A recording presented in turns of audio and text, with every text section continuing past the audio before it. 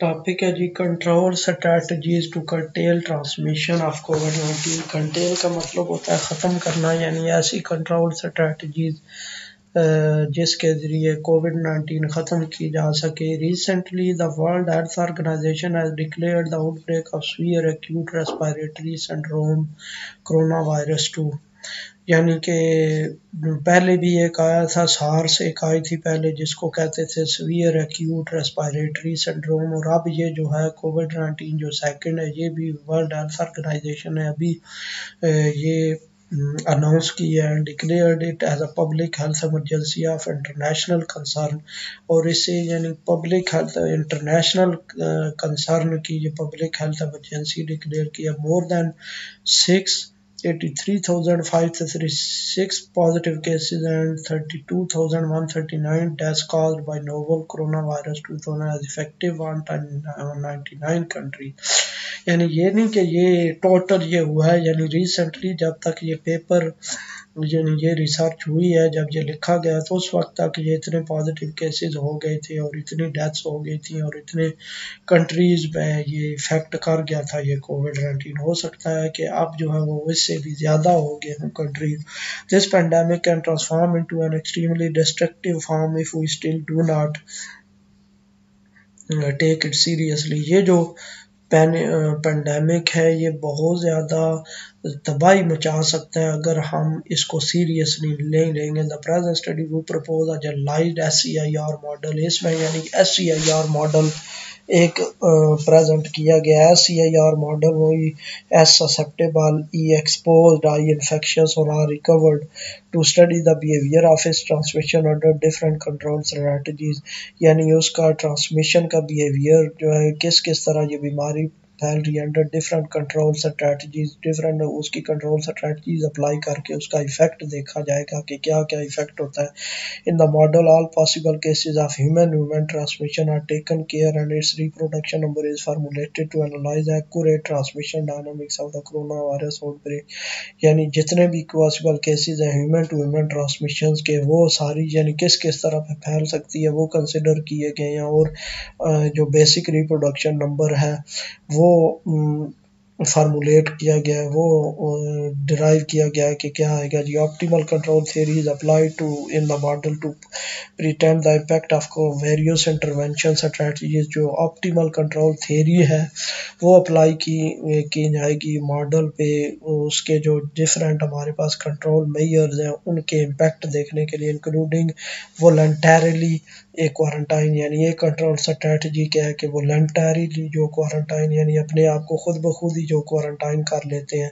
दूसरा isolation of infected individual, ऐसे individual जो बीमारी जिनको लग चुकी है और बीमारी फैला भी रहे हैं उनको अलग कर दिया जाए। इम्प्रूविंग एन इंडिविजुअल्स इम्यूनिटी, और एक ऑप्शन ये भी है कि इंडिविजुअल की इम्यूनिटी को इम्प्रूव कर दिया जाए ताकि वो बीमारी हो उस पर कम अटैक कर सके या बीमारी का असर कम हो, एंड हॉस्पिटलाइजेशन या उसका हॉस्पिटलाइज कर दिया जाए। Also effect of the control strategy on the model is analysed, तो कंट्रोल स्ट्रेटजीज पे जो इनका इफेक्ट है वो देखा जाएगा कि क्या क्या इम्पैक्ट होता है इन कंट्रोल स्ट्रेटजीज का graphically by simulating the model numerically, यानी तो उसका ग्राफ बना के और फिर न्यूमेरिकली उसको सॉल्व करके तो वो देखा जाएगा कि ये जो कंट्रोल स्ट्रेटजीज हैं ये कितनी इफेक्टिव है उस बीमारी को कंट्रोल करने में, कि किस किस स्ट्रेटजी से कितनी ज़्यादा बीमारी कंट्रोल हो रही है। ये सारी चीज़ें चेक करेंगे।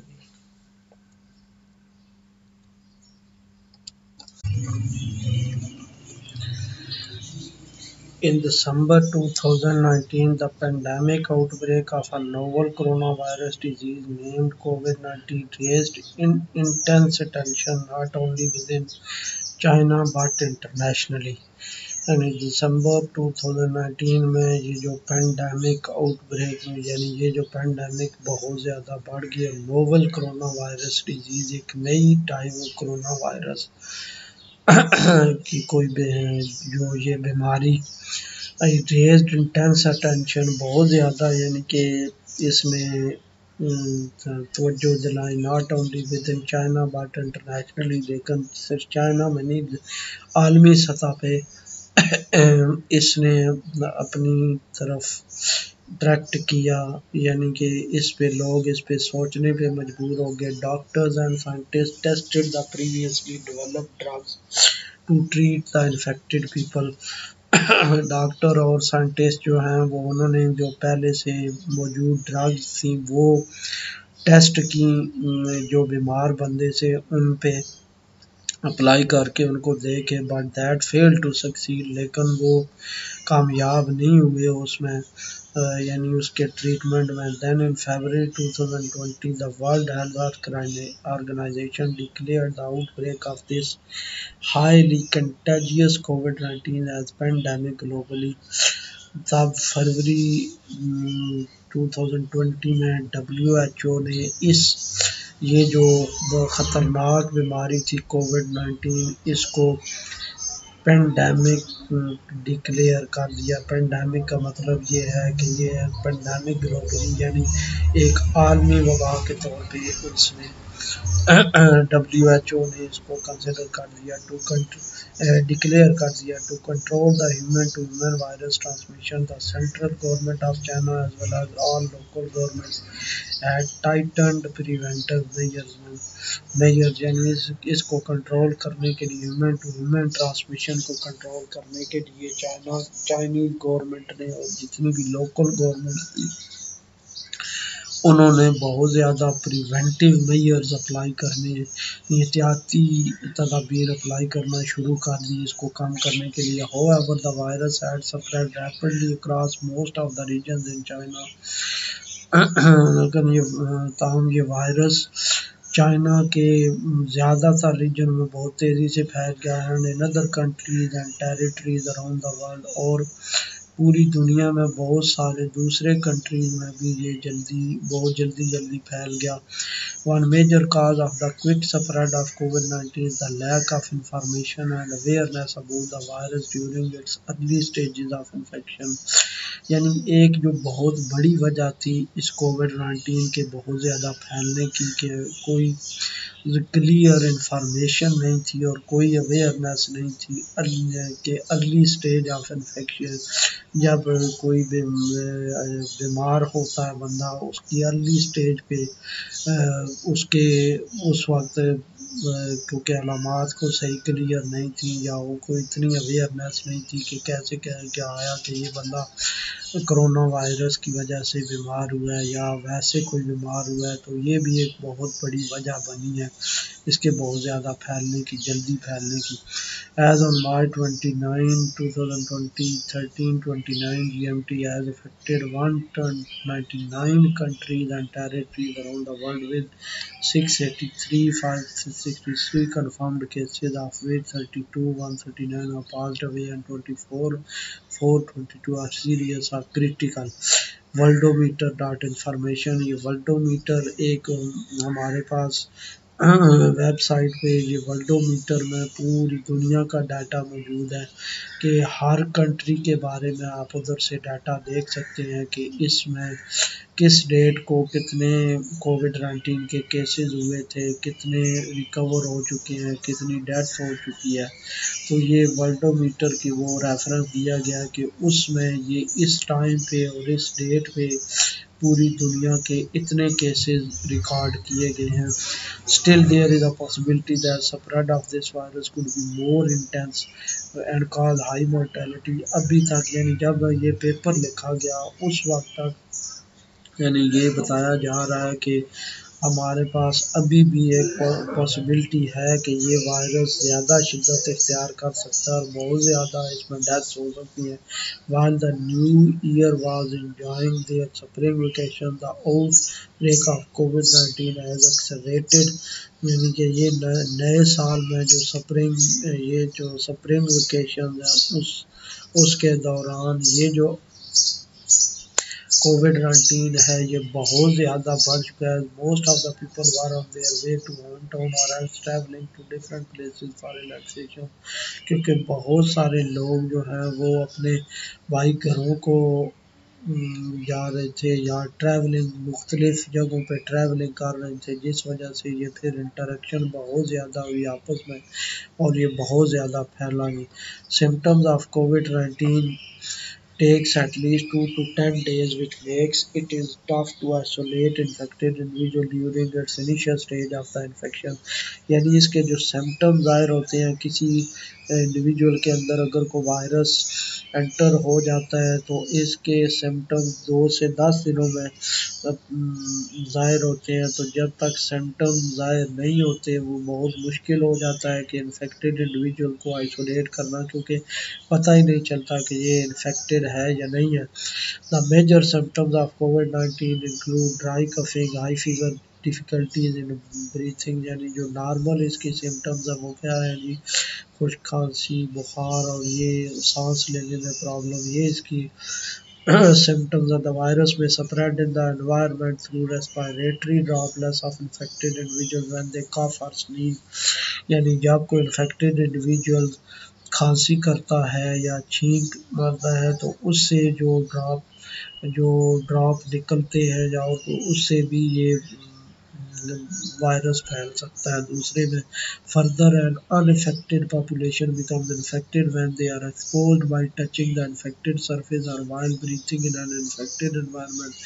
तो जो बंदा जिसको बीमारी नहीं है उसको बीमारी लग सकती है जब वो किसी ऐसी इन्फेक्टेड सरफेस को टच करता है, यानी ऐसे जहाँ पे ये वायरस मौजूद है उसको टच करता है या सांस लेता है उस एनवायरनमेंट में जहाँ पे ये वायरस मौजूद है तो उसको भी ये बीमारी हो सकती है। During the initial stages of COVID-19 outbreak, such human transmission was taking place because a wide range of public was unaware of these risk factors। और ये जो हमारे पास कोविड-19 की वबा आई है, आउटब्रेक का मतलब यही है कि बहुत ज़्यादा जो फैली है उसके ह्यूमन ट्रांसमिशन ये इस वजह से ज़्यादा हुई है क्योंकि बहुत ज़्यादा जो पब्लिक में अवेयरनेस नहीं थी, उसके रिस्क फैक्टर्स नहीं पता थे कि क्या क्या रिस्क हो सकता है, कैसे कैसे ये फैल सकती है। And the infected individual were also not isolated and were spreading the virus unknowingly to other individual. और जो बीमार बंदे थे वो ना जान वो क्योंकि उन्हें पता नहीं था कि कैसे कैसे ये बीमारी फैल रही है, तो वो ना तो आइसोलेट हुए और इस तरह दूसरे लोगों में बीमारी फैलाते रहे। Moreover, the risk factor of contamination is very high since the virus can remain viable in the environment for several days in favorable conditions। तो रिस्क फैक्टर जो है वो ये भी बहुत ज़्यादा हाई है क्योंकि ये वायरस फेवरेबल कंडीशन का मतलब यही है कि लो टेम्परेचर हो और ह्यूमिडिटी हो, तो ये सारी जो कंडीशंस हैं इस पे ये वायरस चंद दिनों तक एनवायरनमेंट में रह सकता है और फिर ये कर सकता है, इफेक्ट कर सकता है। आगे 3 to 12 ये रेफरेंस दिया हुआ है, यानी जो रिसर्च की गई है वो ये रिसर्च पेपर बताए गए हैं जिसमें ये चीज़ रिसर्च की गई है, ये वो एक्सपेरिमेंट किया गया। Several studies reveal that old age people, children and those with major diseases are having low immunity and tend to seriously affected once they become infected।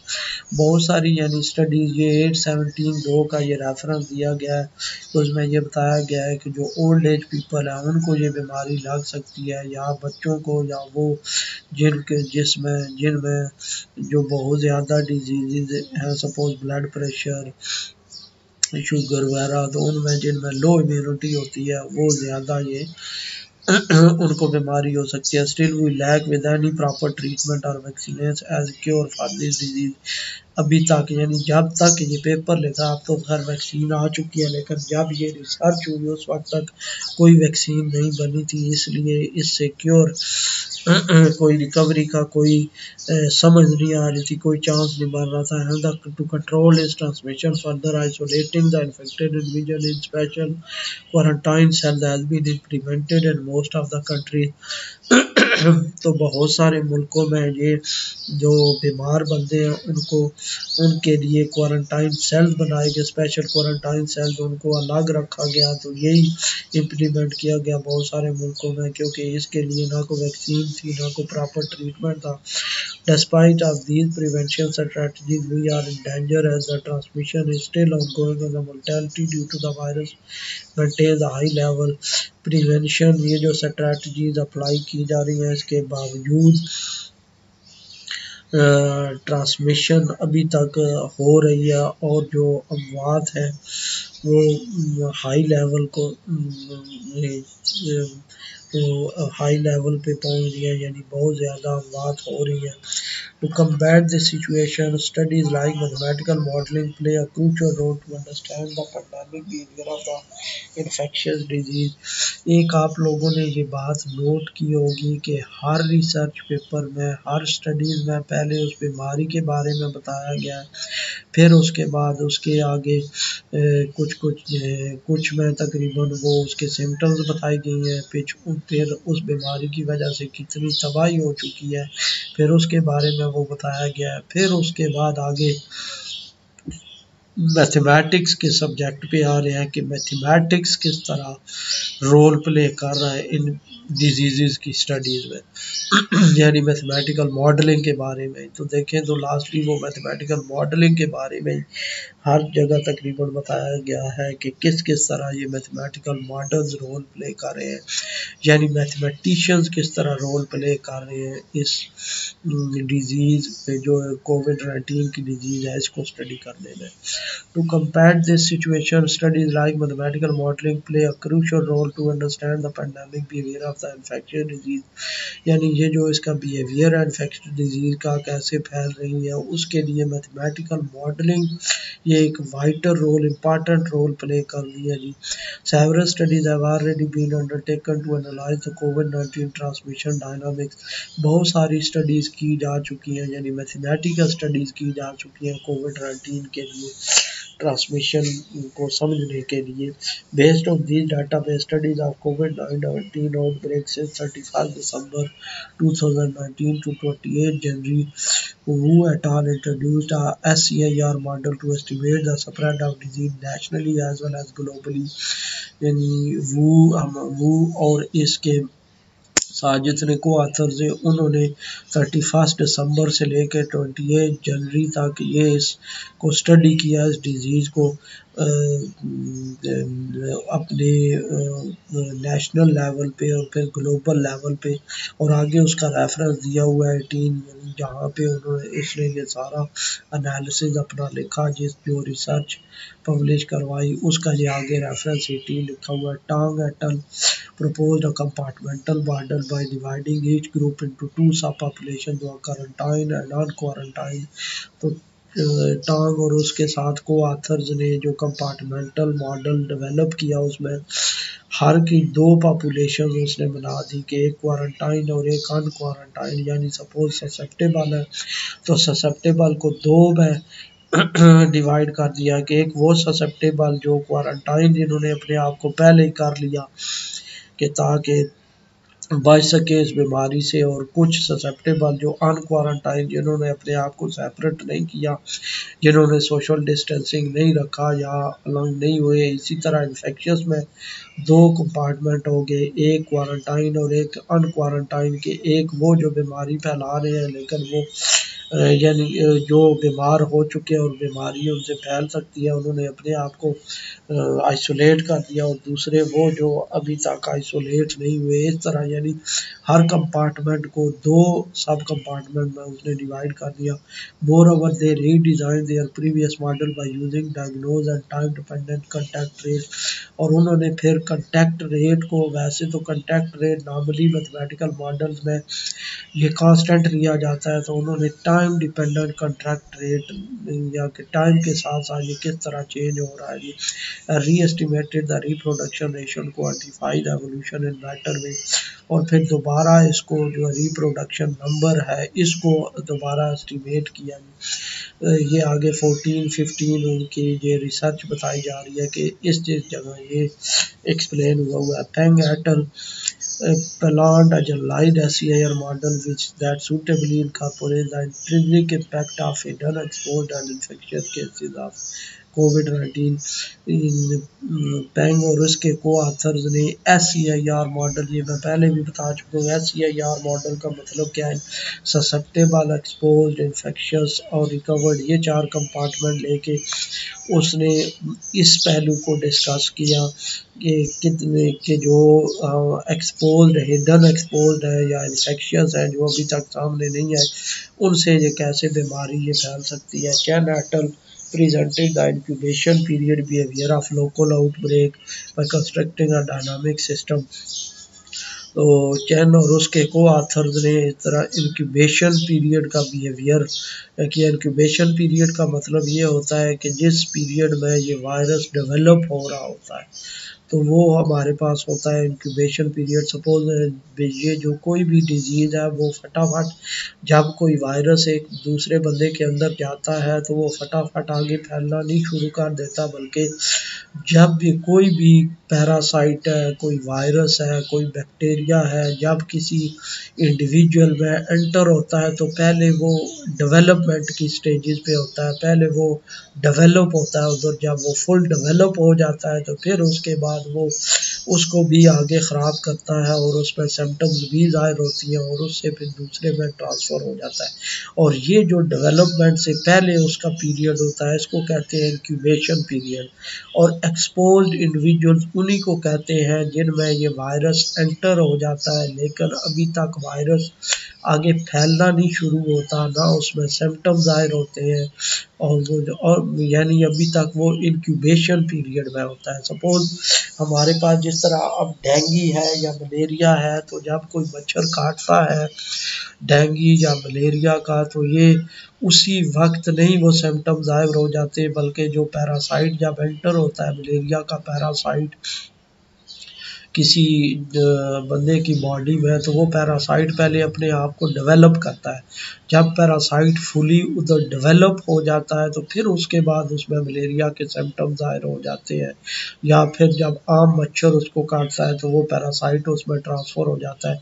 तो जब तक वो पैरासाइट उसमें डेवलप नहीं होता, वो उसको कहते हैं इंक्यूबेशन पीरियड।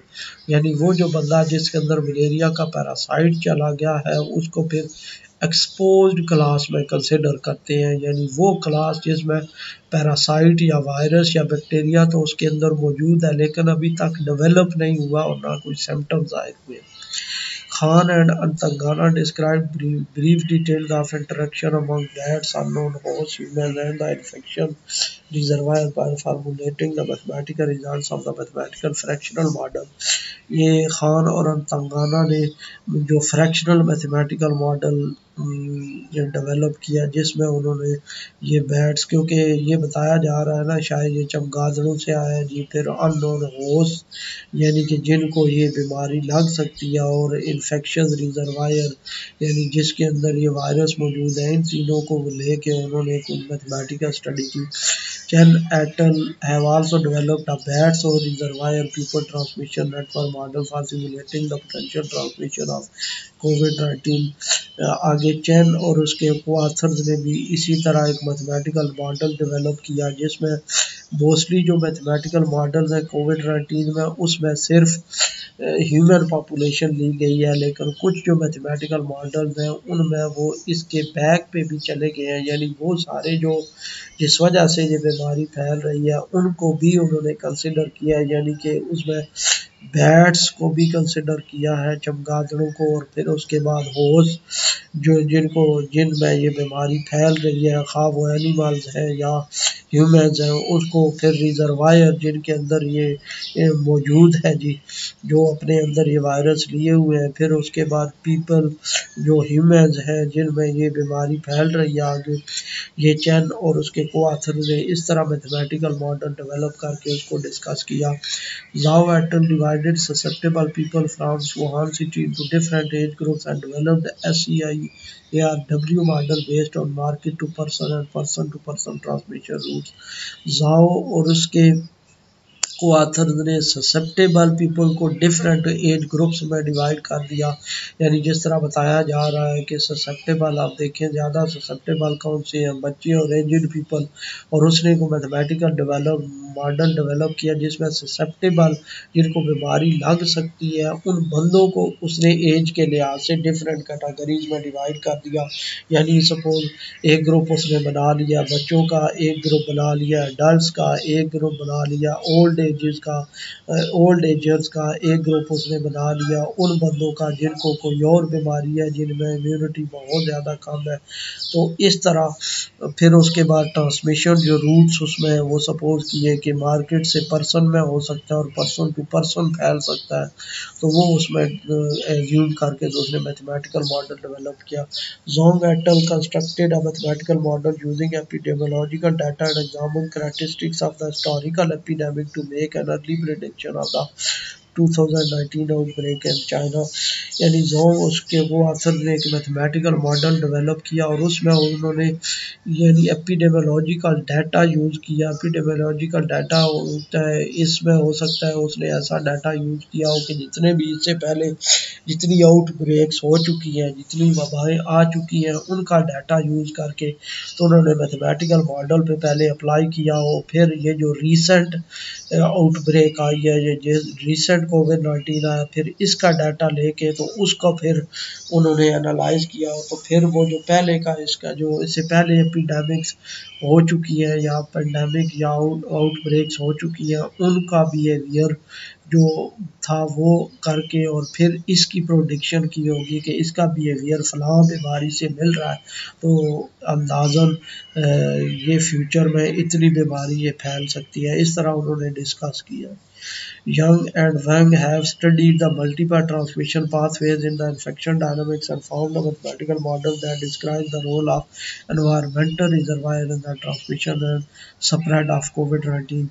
Young और Wang ने जो मैथमेटिकल मॉडल उसमें डिफरेंट ट्रांसमिशन पाथवेज उसमें डिस्कस किए हुए मैथमेटिकल मॉडल में कि ये एनवायरनमेंट में ये किस तरह फैल रहा है, इसकी ट्रांसमिशन किस तरह हो रही है, डिफरेंट उसने मेथड्स उसमें डिफरेंट रूट्स एज्यूम किए हुए हैं। दिस वर्क ऑफ कोविड-19 model constructed to study human to human transmission of the virus in section 2।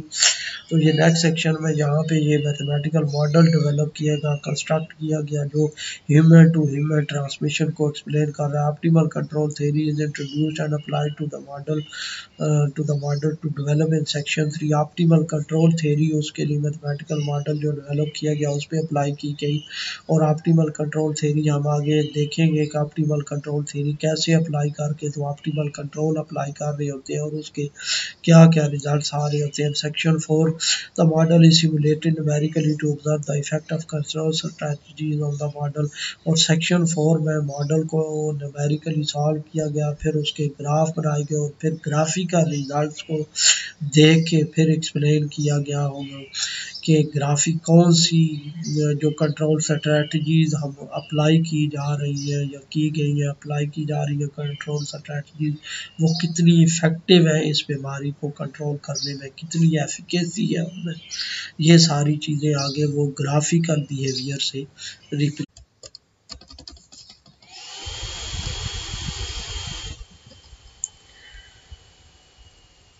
COVID-19 model formulation to analyze the human-to-human transmission dynamics of COVID-19, a compartmental model is constructed। यानी कोविड-19 के transmission के लिए एक compartmental model का मतलब यही है कि डिफरेंट कंपार्टमेंट्स बनाए गए हैं, यानी डिफरेंट कैटेगरीज में ह्यूमंस को डिवाइड कर दिया गया है। डिफरेंट कैटेगरीज का मतलब ये है कि सपोज एक कैटेगरी वो जिसमें वो सारे इंडिविजुअल्स हैं, वो सारे ह्यूमंस हैं जिनको बीमारी लग सकती है। एक वो कैटेगरी है जिसमें उनको बीमारी लगी हुई है, एक वो कैटेगरी है जिनको वो रिकवर हो चुके हैं। इस तरह की डिफरेंट कैटेगरीज बनाई जा सकती हैं। The COVID-19 is highly contagious in nature and infected cases are seen in most of the countries around the world. यानी ये बहुत ज़्यादा नेचर वाइज ये बहुत ज़्यादा ख़तरनाक है और ये जो केसेस हैं वो ज़्यादातर दुनिया में बहुत सारे मुल्कों में ये देखे गए हैं। In the model the susceptible population class is ignored and whole population is divided in 5 compartment. तो इसमें जो ससेप्टेबल क्लास है ये इग्नोर कर दी गई है कि ससेप्टेबल जिनको बीमारी लग सकती है उनको छोड़ के तो बाकी जो डिजीज्ड क्लासेज हैं उनको इस मॉडल में, इससे पहले जितने भी हमने मैथमेटिकल मॉडल देखे हैं उसमें ससेप्टेबल क्लास भी कंसिडर की गई थी, लेकिन इसमें ससेप्टेबल क्लास को इग्नोर कर देते हैं और आगे जो है ना कि सिर्फ इन्फेक्टेड कंपार्टमेंट्स डिस्कस करते हैं। Class of exposed individual surrounded by infection by not yet infected, यानी कि वो एक्सपोज्ड इंडिविजुअल जिनके अंदर वायरस चला गया है लेकिन अभी तक वो सिम्टम नहीं जाहिर हुए या वो उनके अंदर वो डेवलपमेंट अभी हो रही है, उसकी इंक्यूबेशन पीरियड में है वो virus. Class of infected individual bye covid IT, यानी ऐसे जो इन्फेक्ट हो चुके हैं और फिर वो आगे बीमारी फैला रहे हैं। Class of critically infected individuals by कोविड-19, एक है जो नॉर्मल इन्फेक्टेड है और एक है जो क्रिटिकली इन्फेक्टेड है, यानी जिनको सीवियर अटैक हुआ है कोरोना का। ये दो क्लासेस बनाई गई हैं। क्लास ऑफ हॉस्पिटलाइज्ड इंडिविजुअल, ऐसे जो हॉस्पिटलाइज कर दिए गए उन्होंने, and class of dead individual due to कोविड-19, और एक और DRT, एक और क्लास जिसमें डेथ हो जाती है उनकी कोविड-19 की वजह से। Human to human transmission dynamics of कोविड-19 is describe graphically in figure 1। ये जो ट्रांसमिशन डायनामिक्स है ये फिगर 1 से इस तरह ग्राफिकली रिप्रेजेंट की गई है। आप देखें ये जो जितने भी सर्कल्स हैं ये सारे वो कंपार्टमेंट्स को शो कर रहे हैं। E एक्सपोज्ड क्लास है, I वो इन्फेक्शियस क्लास है, C वो इन्फेक्शियस हैं जो क्रिटिकली इन्फेक्टेड है, H हॉस्पिटलाइज्ड और D जो डेथ हो चुकी है जिनकी, उससे अब फिर वही रूल है, इधर भी जो एरो जिधर से दूसरी तरफ जा रहा है इसका मतलब ये है कि वो टर्म वहाँ से माइनस होके दूसरे में ऐड हो रही है। जिस तरह β1 E आई है इसका मतलब ये है कि ये E कंपार्टमेंट से ये माइनस हो रही है और I में ये प्लस हो रही है। Parameter used in the model are described in table 1। Parameter जो है वो टेबल 1 में इस तरह डिस्क्राइब किए गए हैं। बी क्या है, birth rate of class of exposed individual, यानी बी वो इंडिविजुअल्स हैं या वो हैं जिनमें वायरस पहले से मौजूद है। यानी ये हम ये नहीं कह रहे कि भाई बर्थ उसका वायरस मौजूद है, यानी इसमें रिक्रूटमेंट रेट भी कह सकते हैं कि इसका मतलब ये है कि ऐसी कम्युनिटी को हम डिस्कस कर रहे हैं कि जिसमें जो जितने भी वो आए रहे हैं ना बाहर से इंडिविजुअल्स, उन सब में वो वायरस मौजूद है लेकिन अभी तक वो डेवलपमेंट स्टेज पे है। म्यू है natural death rate, β1 transmission rate of individual moving from expose to infected class, यानी कि इस रेट से वो एक्सपोज से इन्फेक्टेड क्लास में आते हैं। β2 है rate at which infected individual go into severe condition और इन क्रिटिकल कंडीशन। β2 रेट है जो सिंपल जो इन्फेक्शियस हैं उससे क्रिटिकली इन्फेक्टेड में चले जाते हैं। Rate at which critically infected individual get hospitalised, और जो क्रिटिकली इन्फेक्टेड हैं वो β3 रेट से हॉस्पिटलाइज हो रहे हैं। β4 क्या है जी, rate by which hospitalised individuals not recovered and remain in critical condition, और β4 वो रेट है जो हॉस्पिटलाइज्ड इंडिविजुअल्स हैं जो रिकवर नहीं होते लेकिन क्रिटिकल कंडीशन में रहते हैं। β5 mortality rate of critical infected individuals, जो क्रिटिकली इन्फेक्टेड है उनका ये मोर्टेलिटी रेट है। और ये सारे इसी तरह रेट्स डिफाइन किए गए हैं, ये सारे आप देख सकते हैं इसमें। Using the above depiction dynamical system of set of non linear differential for the model is formulated as follows। वो assumption लेके तो ये मैथमेटिकल मॉडल कंस्ट्रक्ट किया गया। अभी तो यहाँ पे ये देखें जब एक्सपोज्ड और इन्फेक्शियस आपस में कांटेक्ट करते हैं तो β1 रेट से ये ट्रांसमिशन हो रही है, यानी एक्सपोज्ड वो यहाँ पे वो एक्सपोज्ड है जिन जो लाजमी जिनमें यानी कि वायरस एंटर हो सकता है वो हम ले रहे हैं, यानी ससेप्टेबल नहीं ले रहे कि जिनको लग सकती है, यानी वो उसके अंदर वायरस एंटर है मजीद तो फिर वो इन्फेक्शियस से कांटेक्ट करते हैं। फिर इसी तरह बीटा 9 आप देखें, बीटा 9 ऑफ है, यहाँ से हॉस्पिटलाइज जो है वो दोबारा रिकवर होके इधर आ जाते हैं, रिकवर हॉस्पिटलाइज जो है वो रिकवर होके इधर आ जाते हैं। फिर बीटा 10 जो है यहाँ पे इसने डिफरेंट अजम्पशन लिया। बीटा 9 का अगर देखें तो बीटा 9 का rate at which hospitalised individual get recover and become exposed again, यानी इसका मतलब ये है कि यहाँ पे ये जो एक्सपोज्ड क्लास इसने जो डिफाइन किया एक्सपोज्ड क्लास वही है जो ससेप्टेबल है, लेकिन इसने इसको एक्सपोज्ड का नाम दे दिया। एक्चुअली एक्सपोज्ड जो है वो तो वही है जिनके अंदर वायरस है, लेकिन जिस तरह ये मॉडल फार्मूलेशन की गई है इस तरह यानी कि एक्सपोज्ड को ही वो ससेप्टेबल को ही वो एक्सपोज्ड का नाम दिया जा रहा है, यानी एक्सपोज्ड वो ऐसे हैं जिनके अंदर वायरस है। यहाँ पे आप देखें ई की जो इसने एक्सप्लेनेशन दी है वो क्या दी है जी, individual surrounded by infection but not yet infected, यानी कि वो इन्फेक्शन के अंदर है, यानी इन्फेक्शियस।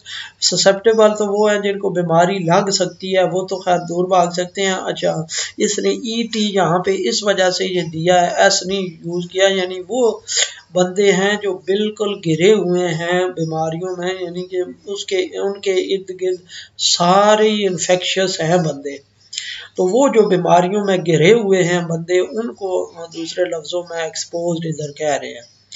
तो बिल्कुल यानी कि आसपास जिनके वो सारे इन्फेक्शियस बंदे हैं, इन्फेक्शियस हैं या क्रिटिकली इन्फेक्शियस हैं या हॉस्पिटलाइज हैं या डेथ है।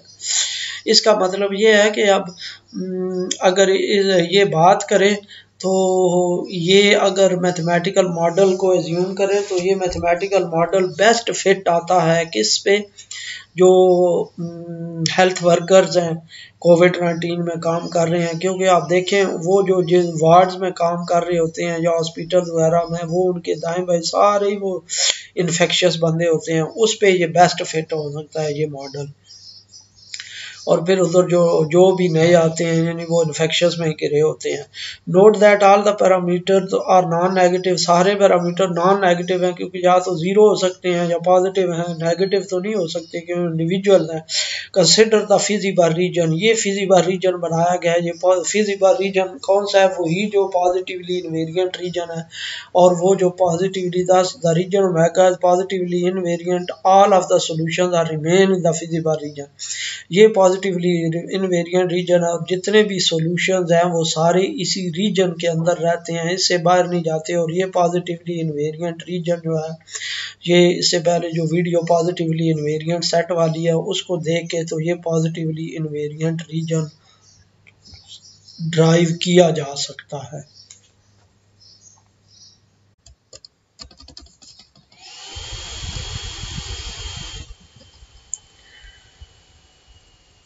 COVID-19 model formulation to analyze the human-to-human transmission dynamics of COVID-19, a compartmental model is constructed.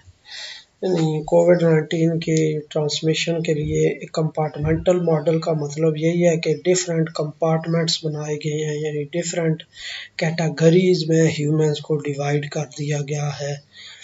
Different categories का मतलब ये है कि सपोज एक कैटेगरी वो जिसमें वो सारे इंडिविजुअल्स हैं, वो सारे ह्यूमंस हैं जिनको बीमारी लग सकती है। एक वो कैटेगरी है जिसमें उनको बीमारी लगी हुई है, एक वो कैटेगरी है जिनको वो रिकवर हो चुके हैं। इस तरह की डिफरेंट कैटेगरीज बनाई जा सकती हैं। The COVID-19 is highly contagious in nature and infected cases are seen in most of the countries around the world, यानी ये बहुत ज़्यादा नेचर वाइज ये बहुत ज़्यादा ख़तरनाक है, और ये जो केसेस हैं वो ज़्यादातर दुनिया में बहुत सारे मुल्कों में ये देखे गए हैं। In the model the susceptible population class is ignored and whole population is divided in 5 compartment.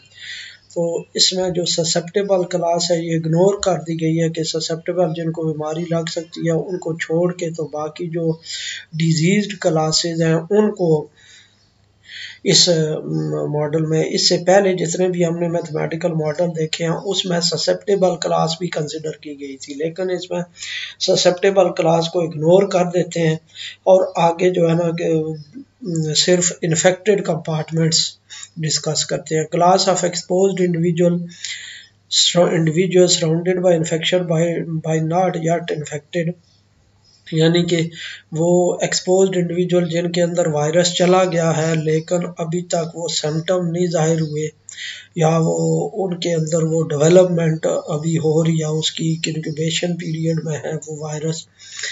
Class of infected individual bye covid IT, यानी ऐसे जो इन्फेक्ट हो चुके हैं और फिर वो आगे बीमारी फैला रहे हैं। Class of critically infected individuals by कोविड-19, एक है जो नॉर्मल इन्फेक्टेड है और एक है जो क्रिटिकली इन्फेक्टेड है, यानी जिनको सीवियर अटैक हुआ है कोरोना का।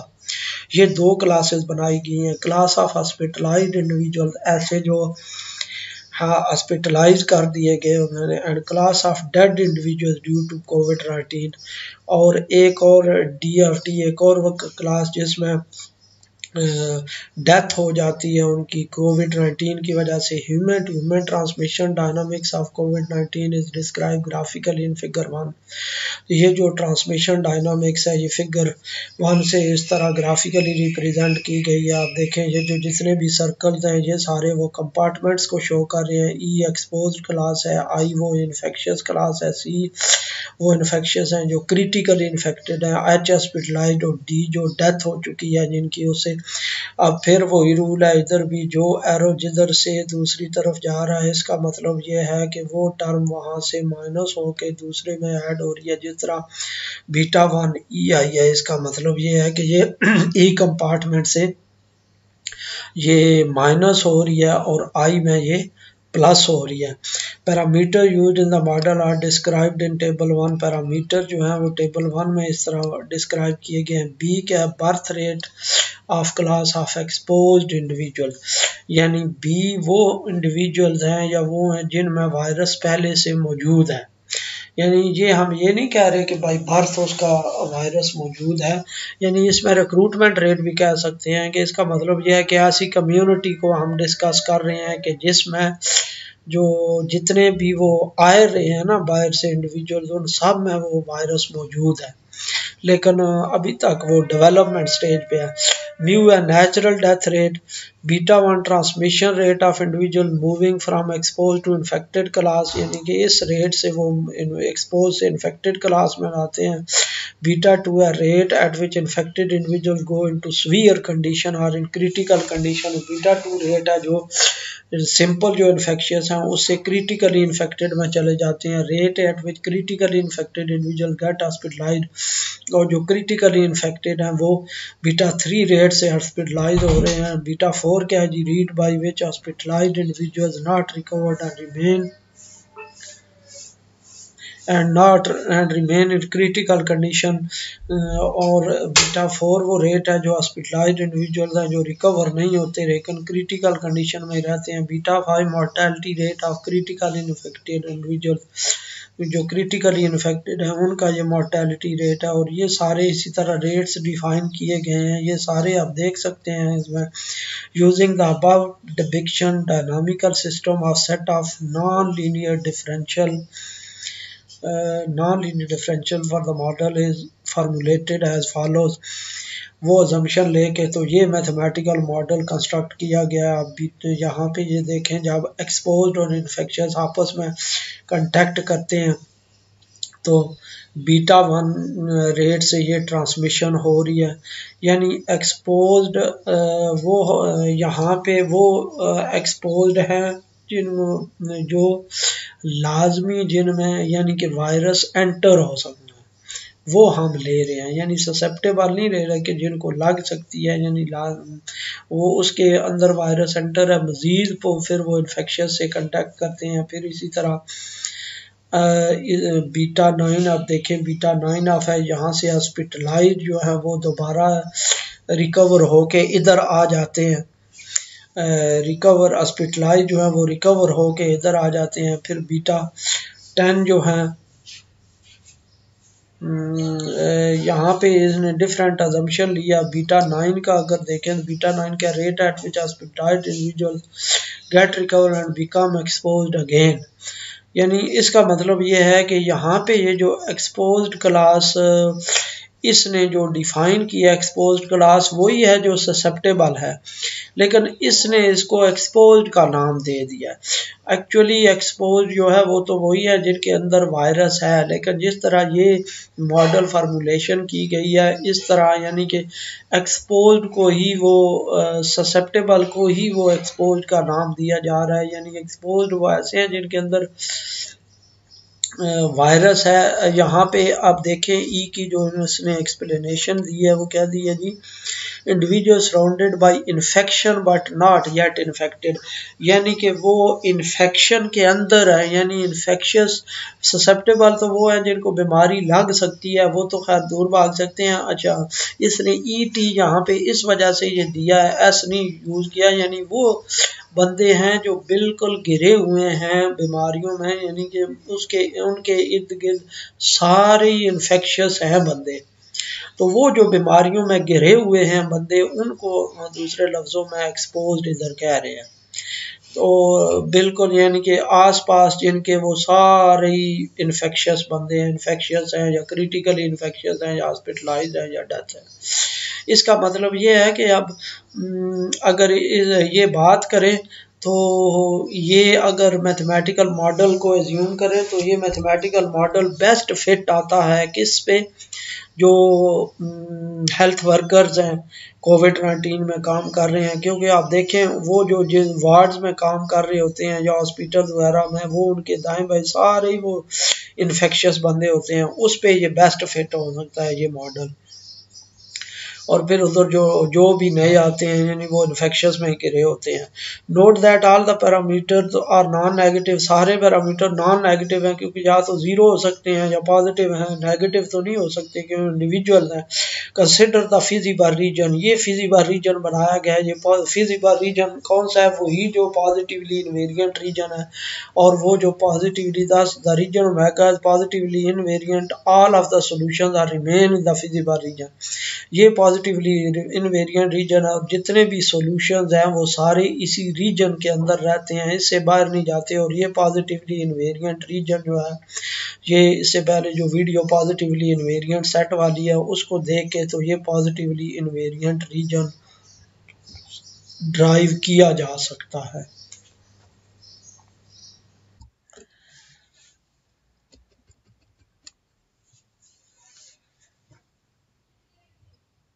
एक्विलिब्रियम पॉइंट्स एक्विलिब्रियम पॉइंट्स क्या होते हैं, एक्विलिब्रियम पॉइंट क्या होता है, यानी वो कांस्टेंट लेवल जिसमें अब देखें ना ये रेट ऑफ चेंज दिए होते हैं डी बाई डी टी का मतलब, suppose D by D T कहें तो इसका मतलब ये है कि rate of change of E with respect to time, यानी टाइम के लिहाज से ई चेंज हो रहा है।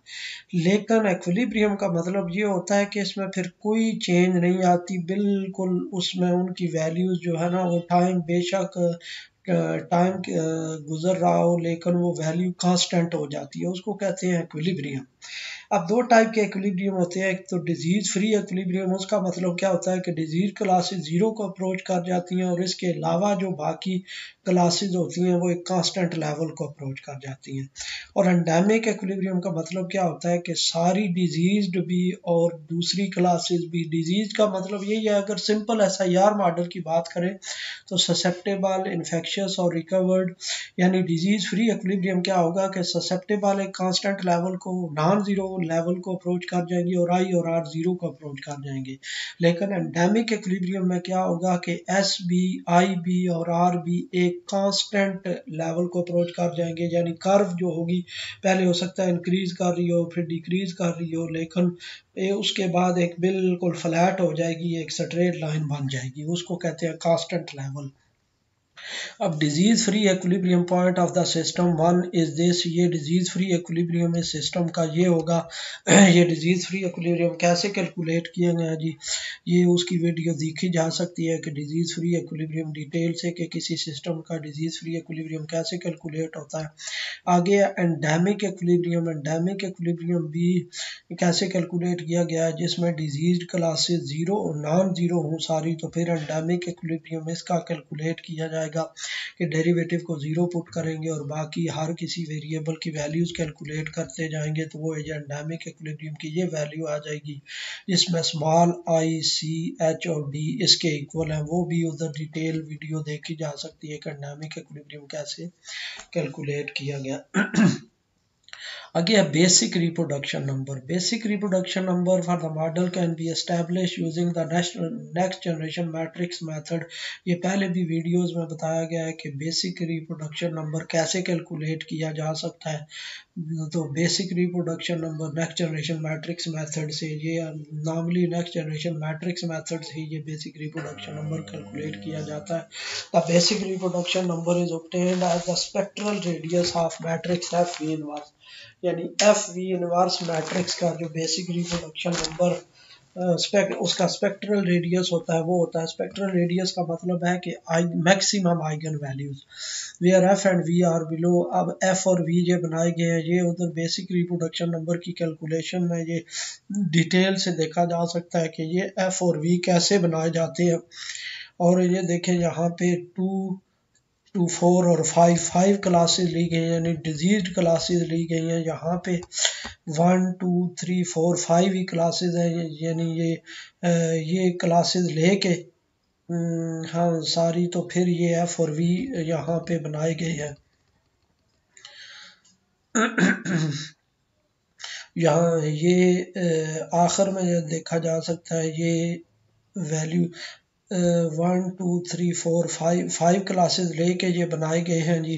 ये उधर से चेक किया जा सकता है कि कौन कौन सी क्लासेस में मेरा ख्याल है ये सारी क्लासेस ली गई हैं 1 2 3 4 5, उनको लेके तो ये कैलकुलेट किया गया है।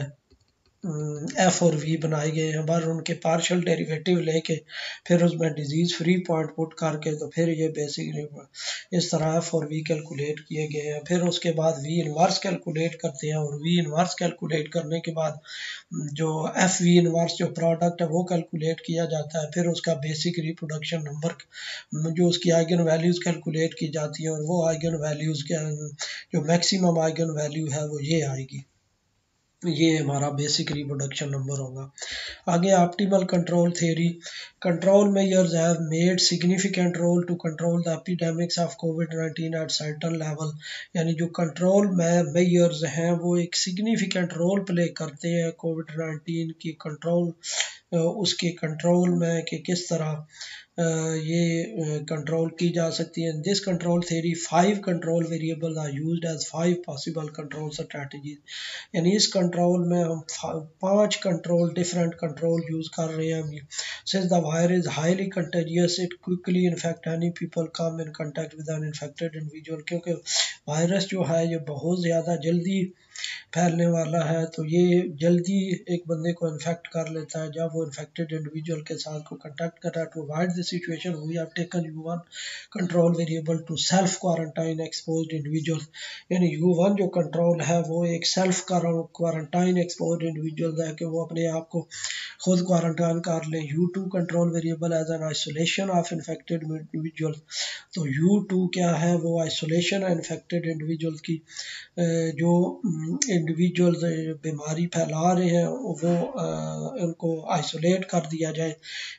Moreover to minimize mortality rate of कोविड-19 U3 control variable is taken which helps to reduce critically infected cases by taking extra medical care of infected individual, यानी मार्टेलिटी रेट को डिक्रीज करने के लिए U3 control apply किया जा रहा है। U3 कंट्रोल क्या है कि जो सीवियर कंडीशन है जिनकी या क्रिटिकली इन्फेक्टेड है उनको एक्स्ट्रा मेडिकल केयर दी जाए ताकि उनकी जान बच सके। U4 and U5 control variable are taken to improve hospitalization facility for infected and critically infected individual. U4 जो कंट्रोल है वो अप्लाई किया गया है इन्फेक्टेड के लिए कि उनको हॉस्पिटलाइजेशन की फैसिलिटी दी जाए। और U5 क्या है, वो एक कंट्रोल है क्रिटिकली इन्फेक्टेड इंडिविजुअल्स के लिए कि उनको क्रिटिकली जो इन्फेक्टेड इंडिविजुअल है उनको हॉस्पिटलाइजेशन की फैसिलिटी दी जाए। Purpose of this study of control theory is to protect people from the outbreak by applying control or treatment in each stage. इस स्टडी का पर्पज ये है कि कंट्रोल थ्योरी अप्लाई की जाए ताकि जो आउटब्रेक से लोग हैं वो किस तरह बचाए जा सकते हैं, कौन सी control strategies control measures apply करके या कौन सी प्लानिंग करके तो इसको उनको बचाया जा सकता है। Objective functional for the required scenario is this. तो ये जो ऑब्जेक्टिव फंक्शनल हमने ये डिफाइन किया गया है where omega denotes the feasible region of the set of compartmental variable A1 A2 A3 A4 denote non negative weight constant for the compartments EI CI D respectively. यानी कि ये जो objective functional मैंने पहले आपको बताया कि ऑब्जेक्टिव फंक्शनल हम क्या करते हैं कि कैसा हमारा मेन पर्पस क्या होता है कि मिनिमम कास्ट हो कंट्रोल की और जो इन्फेक्टेड कंपार्टमेंट्स हैं उनके मैक्सिमम हम रिड्यूस कर सकें। तो उसके लिए ये दोनों फिर चीज़ें ऑब्जेक्टिव फंक्शनल में हम इंट्रोड्यूस करवाते हैं। इससे पहले जो ऑब्जेक्टिव फंक्शनल हमने बनाया था उसमें जो वेरिएबल है उनका स्केयर नहीं दिया गया था। डिफरेंट टाइम से ऑब्जेक्टिव फंक्शनल डिफाइन किए जा सकते हैं। तो इसमें देखें जो ऑब्जेक्टिव फंक्शनल जो डिफाइन हुआ है इसमें जो वेरिएबल है उनकी भी पावर स्क्वायर में लिए गए हैं और जो कंट्रोल हैं उनको भी स्क्वायर में लिया गया है। तो डिफरेंट टाइप्स के जैसे डिफरेंट सिनारियोज हैं उधर हमने सिंपल ये इनकी 1 पावर ली थी, अब 2 पावर इनकी ले रहे हैं तो उसमें ऑब्जेक्टिव फंक्शनल हम डिफाइन कर सकते हैं। तो मॉडिफाइड मॉडल हमारे पास जो कंट्रोल्स के साथ है वो ये है जिसमें आप देखेंगे U1 कंट्रोल है। U1 कंट्रोल जो हम अप्लाई कर रहे थे U1 कंट्रोल ये एक्सपोज्ड को यानी कि सेल्फ क्वारंटाइन होने की ज़रूरत है। तो U1 जो है वो U1E प्लस U इधर से माइनस हो रहा है और इधर ये इन्फेक्टेड हो रहा है कि U1 उसको रिड्यूस कर रहा है कि ये जो कंटेक्ट है वो रिड्यूस हो, उसमें से कम उधर हो। और U2I इधर से हमारे पास जो है वो इधर जा रहे हैं U2I में। U1 हमारे पास क्या था जी, U1 कंट्रोल आप देखें तो सेल्फ क्वारंटाइन एक्सपोज्ड इंडिविजुअल्स के वो अपने आप को क्वारंटाइन कर रहे थे। U2 क्या है जी, आइसोलेशन ऑफ इन्फेक्टेड इंडिविजुअल्स है कि वो आइसोलेट कर रहे हैं अपने आप को। और इसी तरह U3 जो कंट्रोल है वो ये है कि क्रिटिकली जो इन्फेक्टेड हो रहे हैं उनके लिए U3 कंट्रोल है कि एक्स्ट्रा मेडिकल केयर दी जाए उनको जो क्रिटिकली इन्फेक्टेड है। और U4 और U5 क्या है कि हॉस्पिटलाइजेशन की फैसिलिटी दी जाए इन्फेक्टेड को, क्रिटिकली इन्फेक्टेड को। एज द वेट पैरामीटर और constants applied on the control variable from with the optimal condition is normalized. Weight parameter जो है ये कांस्टेंट वो वेट जो है कुछ कांस्टेंट उनकी वैल्यूज दी जाती है ताकि ये ऑप्टिमल कंडीशन के सूटेबल ऑप्टिमल कंडीशन के लिए उसके लिए मिनिमम ऑब्जेक्टिव फंक्शनल की मिनिमम वैल्यू के लिए दी जाती है। Now we calculate every values of control variables from T0 to capital T।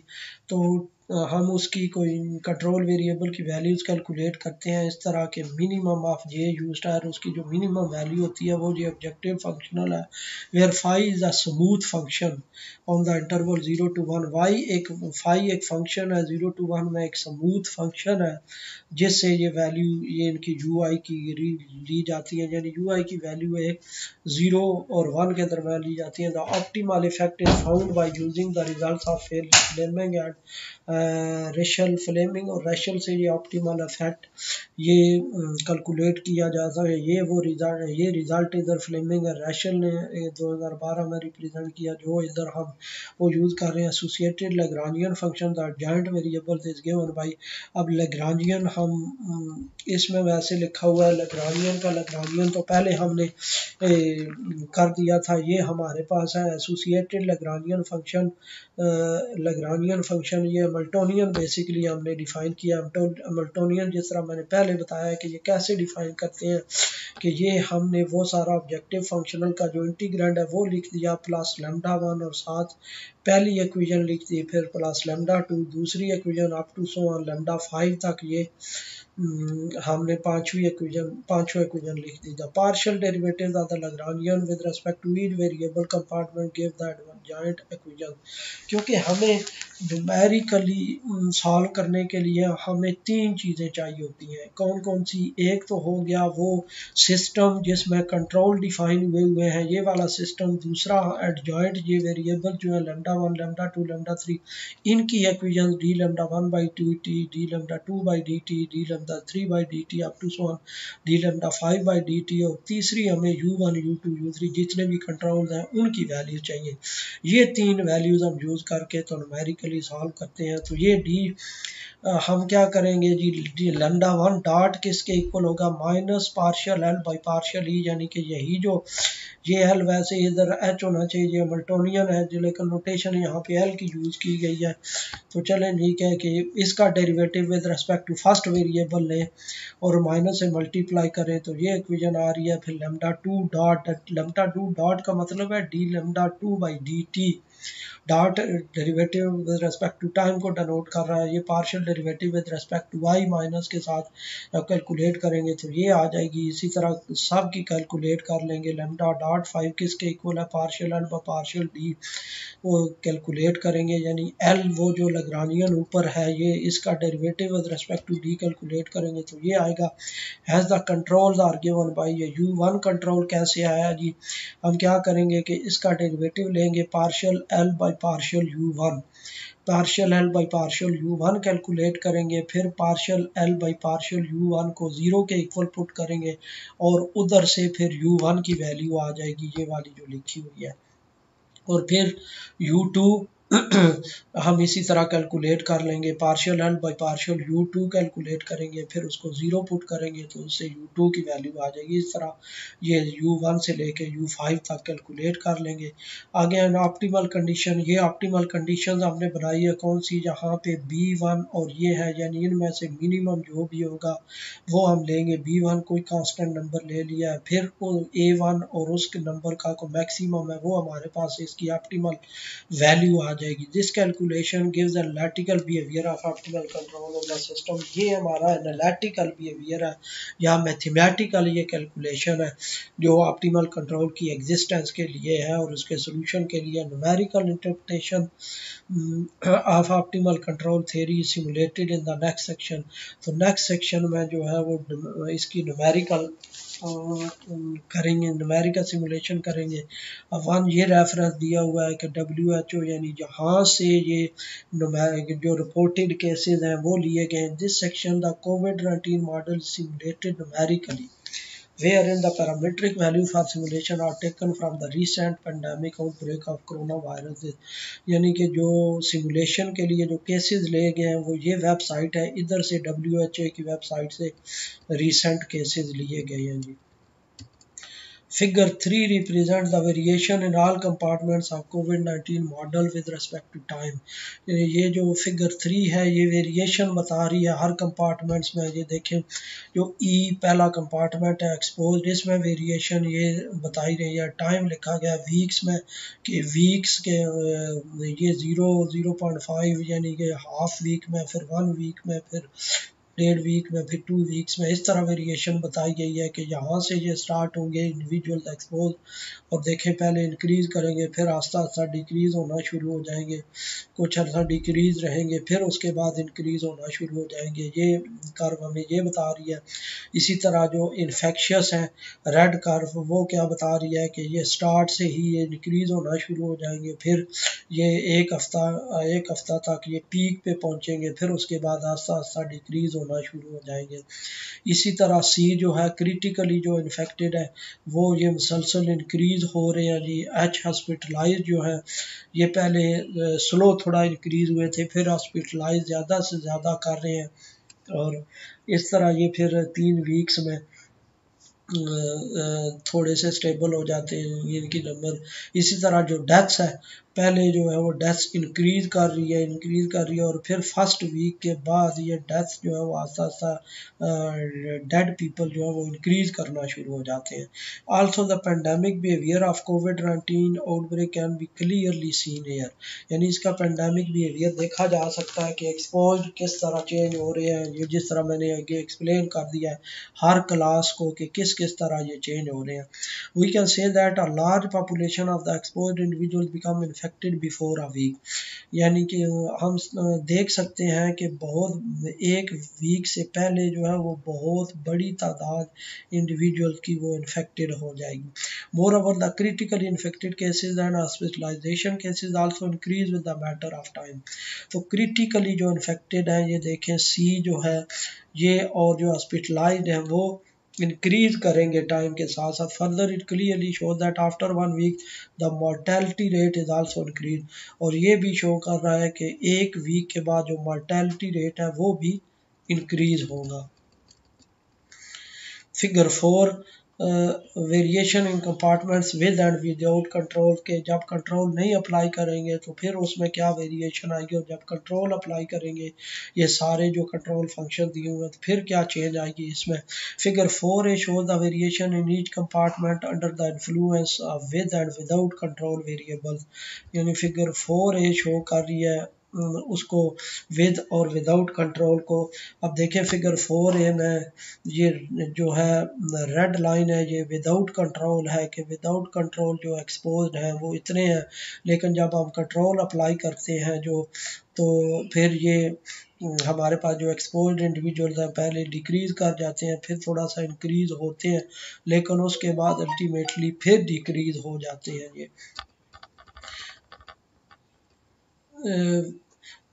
It is observed that COVID-19 outbreak can be controlled up to a certain level in 7 weeks after applying control strategies, यानी कि ये देखें कि 7 हफ्ते तक ये control strategy apply करें तो 7 हफ्ते में ये कंट्रोल हो जाएगी। अब देखें कि 7 हफ्ते 6 वीक के बाद कंट्रोल से ये आस्ता आस्ता डिक्रीज़ होना शुरू हो जाते हैं इंडिविजुअल। तो while figure 4b and c represent number of infected and critically infected individuals decreasing, और 4b और 4c से देख सकते हैं कि इन्फेक्टेड और क्रिटिकली इन्फेक्टेड जो है वो डिक्रीज हो रहे हैं इंडिविजुअल कंट्रोल अप्लाई करने से, क्योंकि ग्रीन लाइन जो है वो कंट्रोल को शो कर रही है, जब कंट्रोल अप्लाई कर रहे हैं तो इस पर क्या इफेक्ट होगा। which is further leading to decrease in hospitalized class as shown in figure 4d। तो अब देखें कि हॉस्पिटलाइज्ड भी जो पर्सनस हैं वो भी कम होना शुरू हो गए हैं विद कंट्रोल। पहले हॉस्पिटलाइज बहुत ज़्यादा शुरू में इंक्रीज़ करते हैं, बहुत ज़्यादा लोग हॉस्पिटलाइज हो रहे हैं, लेकिन टाइम के साथ साथ फिर वो डिक्रीज़ होना शुरू हो गए हैं जब ये कंट्रोल अप्लाई करेंगे। दस reduction in mortality rate under the effect of control strategy can be clearly observed in figure 4e। तो जो डेथ्स हो रही है आप देखें कि विदाउट कंट्रोल इतनी ज़्यादा डेथ्स होती हैं, फिर ये graph red line without control दिया हुआ है, लेकिन जब ये सारे कंट्रोल मेजर्स अप्लाई करते हैं तो जो डेथ्स हैं ये पहले तो इंक्रीज़ कर रही है, लेकिन सर्टन 3 वीक्स के बाद ये डिक्रीज़ होना शुरू हो जाती हैं। 5th वीक के बाद फिर थोड़ी सी बढ़ती हैं, लेकिन ओवरऑल ये विदाउट कंट्रोल से ये कम ही रहती हैं। Variation in the intensity of control strategy with time is shown in figure 5, यानी कंट्रोल प्रोफाइल दूसरे लफ्ज़ों में वो कंट्रोल वेरिएबल की ये वेरिएशन फिगर 5 में दी गई है। Moreover the figure also demonstrate which control can be applied and how much intensity to control outbreak in 7 weeks, यानी कितना कंट्रोल अप्लाई करना चाहिए और कितनी शिद्दत से ये कंट्रोल अप्लाई करना चाहिए, ये सारा हमें बता रहा है। कि आप देखें कि U1 जो है वो ग्रीन है, इसका मतलब ये है कि ये 0.4 तकरीबन आप कह सकते हैं कि U1 जो कंट्रोल है, जो U1 कंट्रोल कौन सा हमने अप्लाई किया था कि सेल्फ क्वारंटाइन का, यानी वो 0.3 अगर इसको कंसिडर करें तो शुरू में यानी 30% लोगों को ये क्वारंटाइन होना पड़ेगा, फिर उसके बाद 30% और फिर उसके बाद आस्ता आस्ता बेशक डिक्रीज़ करते जाएं तो जो कम हो सकते हैं। इसी तरह U2 की ये एफिशिएंसी बता रहे हैं कि बेशक शुरू में ये नेगेटिव है, फिर उसके बाद कुछ इंक्रीज़ कर रही है, यानी 3 वीक्स के बाद ये U2 जो कंट्रोल है, जो हमने लिखा था U2 उसकी आइसोलेशन का, तो ये 3 वीक्स के बाद उन्हें बहुत ज़्यादा आइसोलेशन होने की ज़रूरत है, आइसोलेशन की ज़रूरत है। इसी तरह U3 और U4 का भी देखा जा सकता है कि 2 वीक्स के बाद अंदाज़न उनको फिर बहुत ज़्यादा आइसोलेशन की ज़रूरत है। U3 जो हमारे पास था, U3 कंट्रोल क्या था जी कि उनको एक्स्ट्रा केयर की ज़रूरत है, तो 2 वीक्स के बाद उनको बहुत ज़्यादा केयर की ज़रूरत है, पहले तो चले इतनी नहीं है। The high fluctuation in U3 control variable at initial stage suggests that it is very important to control infected individuals to move at critical stage to reduce mortality due to COVID-19। U3 में जो high fluctuation है ये बता रही है कि infected individual को critical stage में जो इन्फेक्टेड इंडिविजुअल्स हैं उनको बहुत ज़्यादा केयर की ज़रूरत है। This can be achieved easily if an infected individual get proper vaccination for this disease, कि उसके लिए अगर प्रॉपर वैक्सीनेशन कर ली जाए इस डिजीज़ के लिए तो वो ये अचीव किया जा सकता है। Since effective vaccination is not available for corona virus, one should take proper care of infected individual to improve their immunity so that their body becomes capable to fight against the virus, यानी effective जब ये paper लिखे गए तो उस वक्त तक vaccine कोई इफेक्टिव नहीं थी, तो अभी अवेलेबल नहीं है, लेकिन ये है कि जो इन्फेक्टेड इंडिविजुअल हैं उनको प्रॉपर केयर उनकी की जाए ताकि वो इम्यूनिटी अपनी गेन कर सकें और फिर उसके बाद वो आहिस्ता आहिस्ता रिकवर हों। ये U3 कंट्रोल जो है वो हाई फ्लक्चुएशन दे रहा है, यानी उनको बहुत ज़्यादा ज़रूरत है, बहुत ज़्यादा उनमें चेंज आ रही है, यानी उनको बहुत ज़्यादा ज़रूरत है केयर करने की। अब U3 कंट्रोल ऊपर देखा जा सकता है कि U3 कंट्रोल किस को रिप्रेजेंट करता है, वो चीज़ फिर यहाँ से न्यूमेरिकल को फिर उसके साथ देख के तो फिर देखा जा सकता है। अब U3 कंट्रोल क्या है जी, reduce critically infected cases by taking extra medical care, यानी कि ये जो हैं जो क्रिटिकली इन्फेक्टेड हैं ये हाई फ्लक्चुएशन वो दे रहा है U3, इसका मतलब है कि इनको ज़्यादा से ज़्यादा हमें फोकस उन पे करना चाहिए जो क्रिटिकली इन्फेक्टेड हैं ताकि उनको ज़्यादा से ज़्यादा रिकवर हों ताकि ये इस बीमारी को कंट्रोल किया जा सके।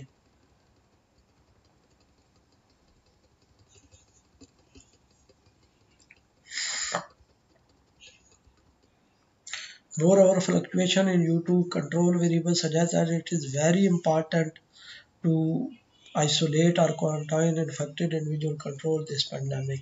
तो फ्लक्चुएशन जो U2 में आ रही है, अब देखें U2 जो ब्लू है इसका मतलब ये है कि हमें क्वारंटाइन करने की ज़रूरत है, आइसोलेशन की ज़रूरत है, इन्फेक्टेड इंडिविजुअल को उन पर स्पेशल फोकस करना चाहिए इस बीमारी को कंट्रोल करने के लिए।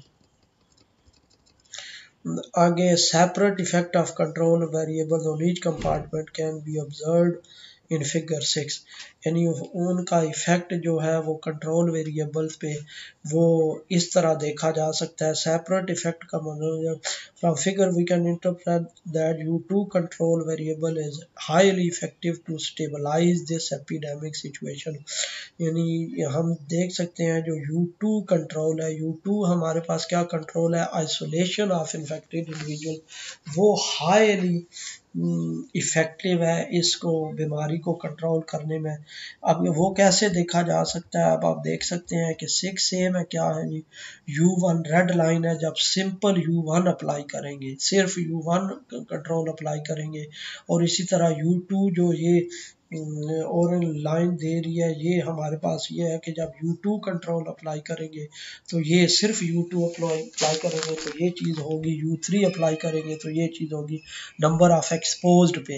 यानी जब एक कंट्रोल अप्लाई करेंगे नंबर ऑफ एक्सपोज्ड पे तो ये रेड लाइन होगी, जब दूसरा कंट्रोल अप्लाई करेंगे, सारे कंट्रोल साइमल्टेनियसली नहीं अप्लाई करेंगे, यानी इकट्ठे इकट्ठे नहीं अप्लाई करेंगे, सिर्फ कोई एक control at a time apply करेंगे तो ये बिहेवियर होगा इनका, कुछ इंक्रीज कर रहे हैं, डिक्रीज कर रहे हैं। और इसी तरह यहाँ पे देखें, लेकिन सबसे जो बेस्ट ग्राफ है ये बी का है, यानी इन्फेक्टेड इंडिविजुअल्स है, जब उनको एक एक कंट्रोल अप्लाई कर रहे हैं तो ये उनमें सिग्निफिकेंट वो रिडक्शन आ रही है हमारे पास।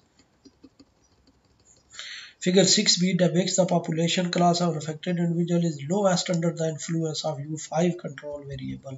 अब देखें कि U5 जो कंट्रोल वेरिएबल में बाकियों में भी हैं, बाकियों में फिर इंक्रीज कर रहे हैं या कुछ ऐसा कोई फ्लक्चुएशन उनमें आ रही है, फिर इंक्रीज करना शुरू कर देते हैं। लेकिन ये जो है इन्फेक्टेड इंडिविजुअल देखें तो U5 कंट्रोल जब अप्लाई करेंगे तो ये इंक्रीज होते हैं, लेकिन बाद में फिर डिक्रीज हो जाते हैं और बहुत ज़्यादा इनमें सिग्निफिकेंट रिडक्शन आती है U5 कंट्रोल अप्लाई करने से।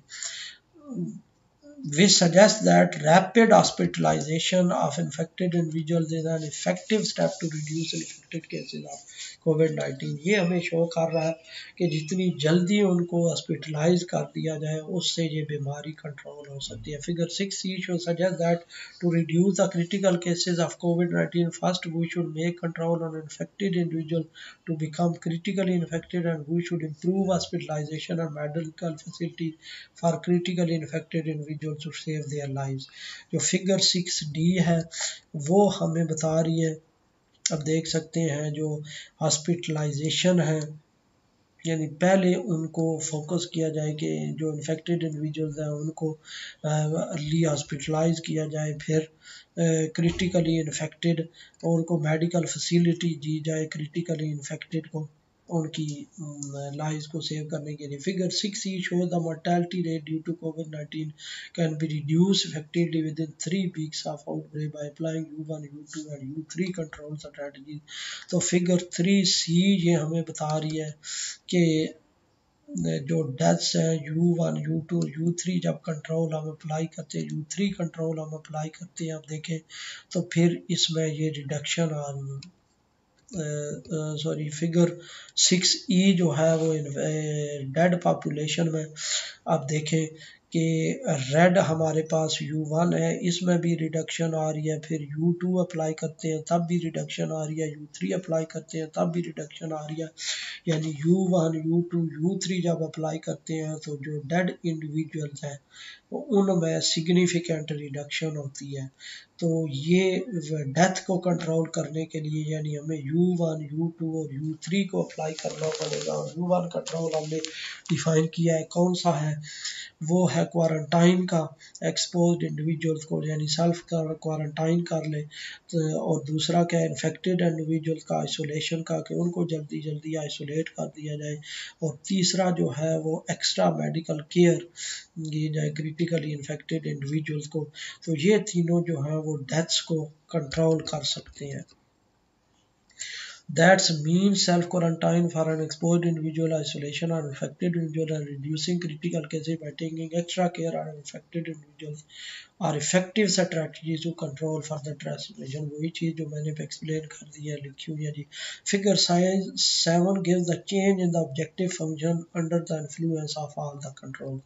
यानी कि ये चेंज बता रहा है ऑब्जेक्टिव फंक्शनल किस तरह चेंज होगा। तो ऑब्जेक्टिव फंक्शनल की ये देखें कि मिनिमाइज हो रहा है और 3 वीक्स में ये मिनिमम वैल्यू दे रहा है, ये हमें बता रहा है combining effect of all the control gives a fruitful effect on the model.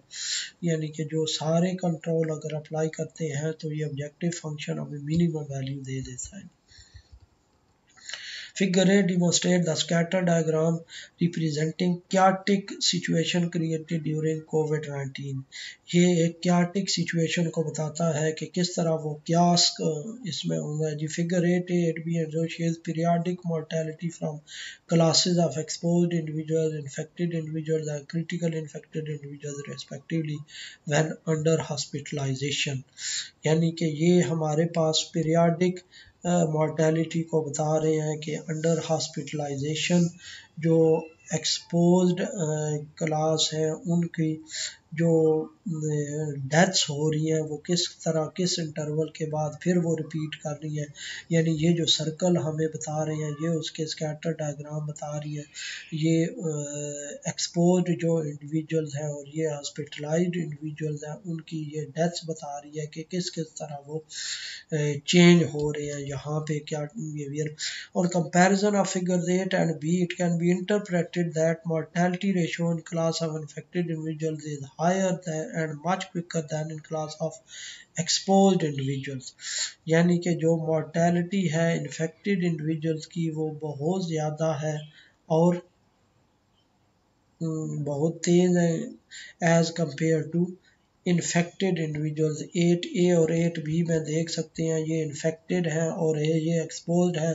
तो एक्सपोज्ड की जो मॉर्टेलिटी है ये देखें यहाँ पे ये 11.34 11.33। अब ये देखें यहाँ पे ये आई जो है वो इन्फेक्टेड 25 तक चले गए हैं, यहाँ पे 4 तक हैं एक्सपोज्ड और यहाँ ये क्या लेंगे जी कि on comparison of figures 8 and B it can be interpreted that mortality ratio in class of infected individual is higher and much quicker than in class of exposed individual। तो infected में जो mortality ratio है ये बहुत ज़्यादा है as compared to exposed, क्योंकि infected में आप देखें